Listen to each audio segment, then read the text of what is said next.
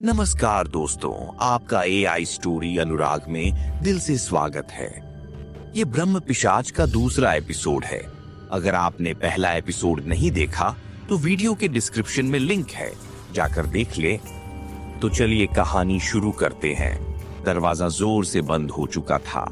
राघव, समीर और विजय अब हवेली के भीतर फंस चुके थे।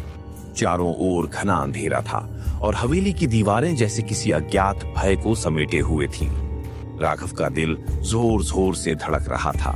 राघव ने कांपती हुई आवाज में पूछा, कोई यहाँ है?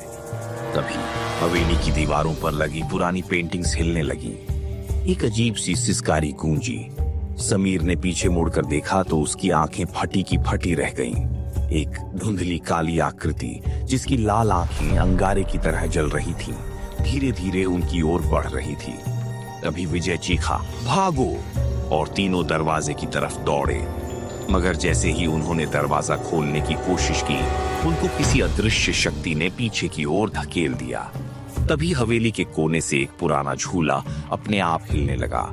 उसमें बैठा एक अधजला, डरावना सा दिखने वाला बच्चा जोर जोर से हंसने लगा और कहा, तुम लोगों को यहाँ नहीं आना चाहिए था। अब ब्रह्म पिशाच तुम्हें नहीं छोड़ेगा।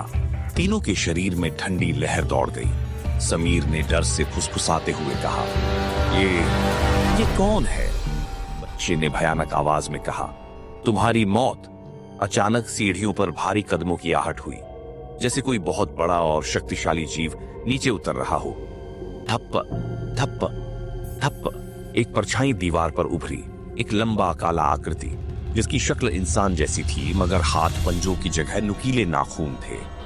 उसके पूरे शरीर से धुआं उठ रहा था। उस परछाई ने कहा, तुम यहाँ क्यों आए हो?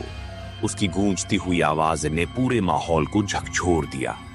विजय ने पीछे हटने की कोशिश की, लेकिन तभी किसी अदृश्य ताकत ने उसे जमीन पर गिरा दिया। राघव और समीर ने उसे उठाने की कोशिश की, मगर अचानक विजय जोर से चिल्लाया। उसकी आंखों में गहरा अंधेरा समा गया और उसका शरीर हवा में ऊपर उठने लगा। विजय दर्द भरी आवाज में कहा, राघव, समीर, भागो यहाँ से। राघव और समीर घबराए हुए दरवाजे की ओर दौड़े, मगर तभी विजय की चीखों के साथ उसकी गर्दन अपने आप मुड़ गई और वह जमीन पर निर्जीव गिर पड़ा।